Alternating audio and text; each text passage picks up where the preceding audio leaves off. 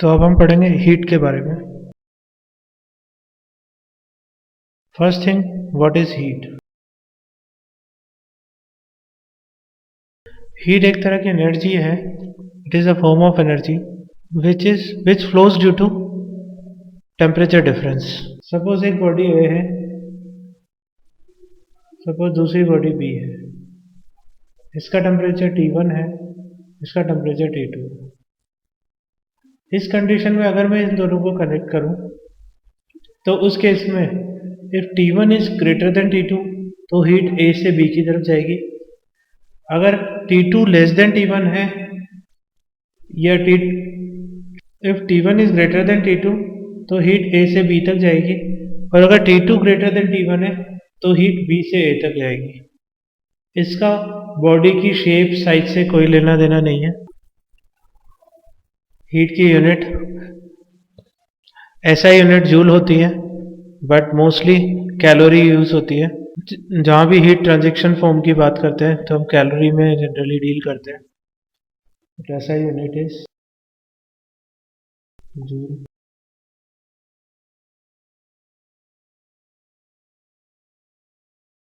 Calorie और joule में relation हमें याद होना चाहिए। 1 calorie equal to 4.186 joule. For simplicity purpose we can take 4.2 joule. J is symbol of joule. It is mechanical equivalent of heat.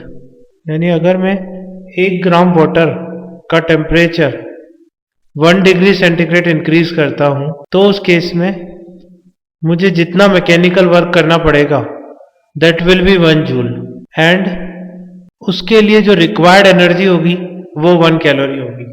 इसीलिए इसको mechanical equivalent of heat बोलते हैं। Now some another terms are which are frequently used in heat. Specific heat.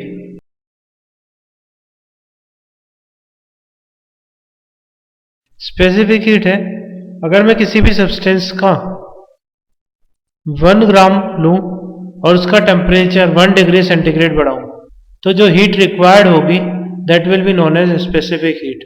Suppose मैं 1 ग्राम का लेता हूं तो मुझे स्पेसिफिक हीट S चाहिए। अगर मैं m ग्राम लेता हूं तो जो हीट रिक्वायर्ड होगी वो ms होगी, that is known as heat capacity. S is specific heat for 1 ग्राम।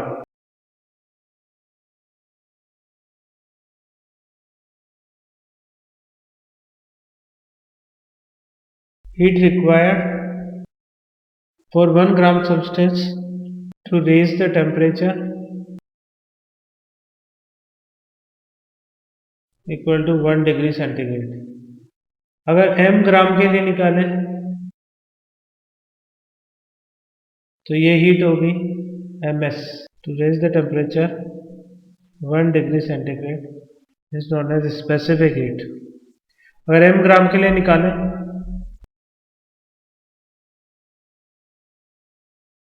तो 1 डिग्री सेंटीग्रेड बढ़ाने के लिए हमें हीट रिक्वायर्ड होगी ms, और suppose heat required for m gram substance to raise the temperature by delta T degree centigrade, then it will be ms delta T. Heat required is denoted as delta Q, तो delta Q बराबर होगा ms delta T। यहाँ S specific heat है, ms heat capacity कहलाती है। Let us take an illustration. Calculate the amount of heat required to increase the temperature of 1 kilogram water by 20 degree centigrade. Mass is 1 kilogram. Temperature rise is 20 degree centigrade, and you have to calculate heat required, that is delta Q.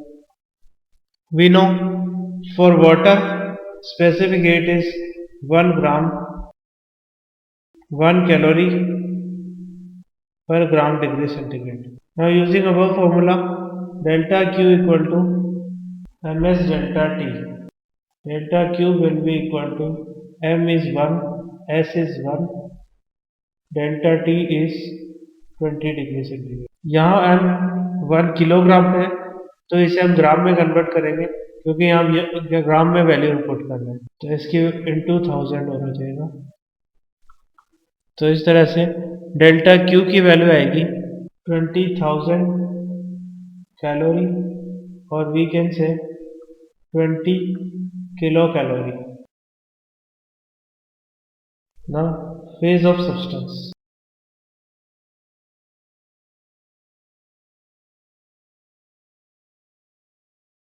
हम material के 3 phase के बारे में जानते हैं। First is solid, second is liquid and third one is gas. जब भी हम सॉलिड स्टेट से अगर स्टार्ट करें हम, तो सॉलिड स्टेट में सपोज आइस से चालू करते हैं हम। आइस वाटर की सॉलिड स्टेट है। जब हम इसे हीट देंगे तो उसका टेम्परेचर पहले 0 डिग्री सेंटीग्रेड तक इंक्रीज होगा। उसके बाद आइस मेल्ट होना स्टार्ट करेगी और 0 डिग्री सेंटीग्रेड पर ही वो मेल्ट होती रहेगी और finally completely ice liquid state में आ जाएगी। अब लिक्विड स्टेट से इसका टेम्परेचर बढ़ना स्टार्ट होगा और लिक्विड स्टेट से बढ़ता बढ़ता बढ़ता 100 डिग्री सेंटीग्रेड पर तक बढ़ेगा। उसके बाद लिक्विड स्टेट से वो गैसियस स्टेट में कन्वर्जन स्टार्ट हो जाएगा और जब तक लिक्विड से गैसियस स्टेट में कन्वर्जन नहीं होता तब तक टेम्परेचर कांस्टेंट रहेगा। जब सारा लिक्विड यानी वाटर गैसियस स्टेट में यानी वेपर स्टेट में आ जाता है, उसके बाद वेपर का टेम्परेचर बढ़ना स्टार्ट होता है। तो यहाँ कुछ इंपॉर्टेंट बातें, जब तक फेज कांस्टेंट है तो टेम्परेचर चेंज हो सकता है और जब फेज चेंज हो रहा है तब टेम्परेचर कांस्टेंट रहेगा। नाउ इन दोनों कंडीशन को हम अलग अलग डील करते हैं। फर्स्ट केस फेज कांस्टेंट है तब टेम्परेचर चेंज हो रहा है। इस कंडीशन में जो हीट हम दे रहे हैं उसके लिए हम एक क्वांटिटी डिफाइन करते हैं, स्पेसिफिक हीट, जो कि हमने ऊपर पढ़ा। सेकेंड केस जब फेज चेंज हो रहा है और टेम्परेचर कांस्टेंट है, उस कंडीशन में हम क्वांटिटी डिफाइन करते हैं, दैट इज लेटेंट हीट।